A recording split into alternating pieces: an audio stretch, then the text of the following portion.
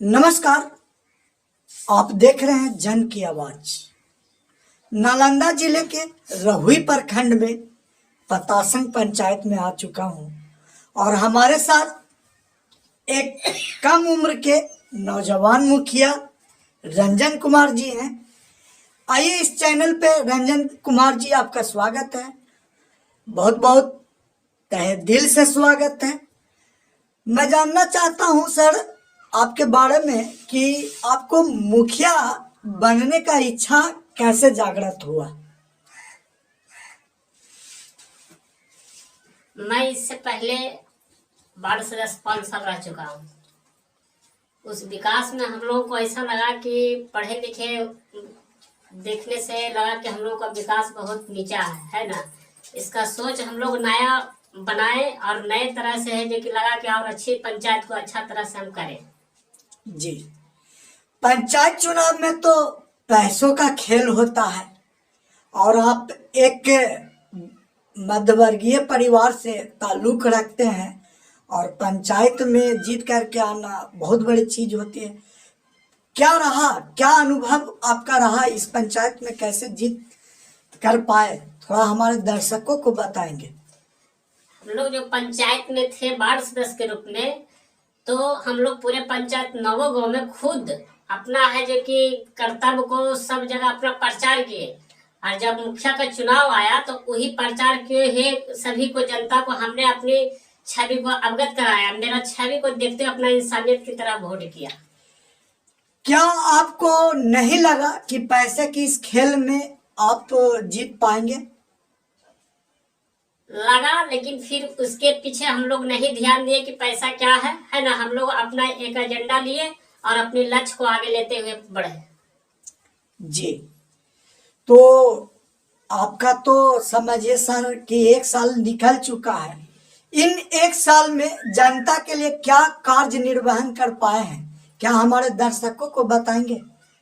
हम लोग जो पहले का जो 7 निश्चय का काम देखे हुए हैं और किए हुए हैं, उसी के काम को दोबारा हम लोग अच्छी तरह से और अच्छे ढंग से प्रत्येक गांव प्रत्येक वार्ड में सही तरीके से योजना लेकर क्रियान्वित कर प्रत्येक वार्ड को सही तरीके से काम को सुचारू रूप से चालू कर दिए हैं और लगभग वार्ड में 1 काम 2 काम चालू है।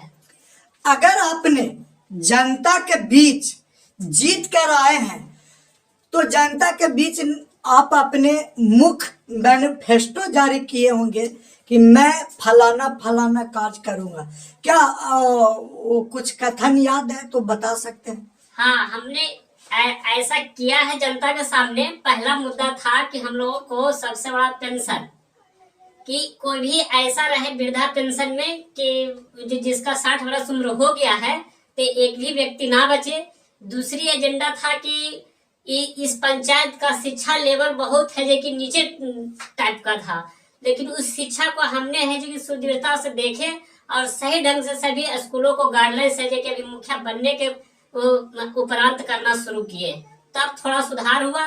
और तीसरा है कि राशन का जो प्रक्रिया चल रहा था उसमें कोरोना काल में तो सभी को हुए, लेकिन इस तरह का आया है मतलब हम लोगों को रीजन में कि राशन को बनाना है, लेकिन उसको सही ढंग से उपयोग ब्लॉक के स्तर से नहीं किया जाया। तो उसके लिए हम लोग एक मुखिया संघ ने अपना एजेंडा तैयार किए और उस पर भी है जो कि लगन से काम कर रहे हैं। शिक्षा में क्या कमी दिखी सर आपको? शिक्षा में कमी दिखने का यही लक्ष्य लगा कि लोगों को जो अभी गरीबताई है उसमें सभी को पैसा है जो प्राइवेट में पढ़ाने की क्षमता नहीं है, लेकिन जो बच्चा जाता है वहाँ पर टीचर है लोग हैं जो कि अपने मनमानी ढंग से अपने ढंग से काम करने का तरीका अपना लिया है, उससे बच्चा को पढ़ाई है जो कि सही ढंग से नहीं होता है। उसी को हम लोग गाइडलाइंस टीचर के हेडमास्टर को सभी को दिए और साथ में अपनी है जो कि पढ़ाई के जागरूकता को करने के लिए उन लोगों को प्रेरित करते हैं। सबसे ज्वलंत मुद्दा, क्या आपके पंचायत में शराब मिल रहा है कि नहीं? सबसे ज्वलंत मुद्दा ये तो पूरे स्टेट की बात है ना। पंचायत तो अलग है और पंचायत पर हम लोग इसका क्लियरेंस नहीं कर सकते हैं कि नहीं मिल रहा है। मिल भी रहा है, लेकिन हम लोग इसके लिए प्रेरित रहते हैं कि हम लोगों को नजर से दूर रहे, शराब है जो कि मद्य निषेध है, स्वास्थ्य के लिए हानिकारक है। और इससे हर एक इंसान को हम लोगों ने जहाँ तक जागृति करते हैं कि बचे, क्योंकि आजकल दुरुपयोगी हो रहा है, शराब से है जो मृत्यु हो रहा है, इसलिए हम लोग नहीं चाहते हैं कि इसका उपयोग करें कोई। आपके पंचायत में शराबबंदी दिख रहा है क्या? सही सही बताएंगे मुखिया जी हमारे दर्शकों को। शराबबंदी उस तरह से नहीं दिख रहा है जिस तरह से दिखना चाहिए। शराब मिल रहा है आपके मिल रहा पंचायत में। अभी देखिए 2023 का दौर चल रहा है, 2024 में लोकसभा का चुनाव होने वाला है। आप नालंदा जिले से हैं जहां से मुख्यमंत्री जी आते हैं, क्या लग रहा है इस बार लोकसभा चुनाव में? क्या लग रहा है, बदलाव दिख रहा है या तो नीतीश जी का चेहरा फिर दिखेगा? 2 शब्द इस पर भी हो जाए मुखिया जी। इसके लिए क्लियरेंस नहीं करेंगे, जब चुनाव की प्रक्रिया नजदीक आएगी तो उसका है जो कि एजेंडा को देखा जाएगा कि किस तरह का पॉलिटिक्स सरकार आगे की ओर कर रहा है, उसी के आधार पर हम लोग उसका निर्णय किए करें। क्या आप बदलाव के मूड में हैं?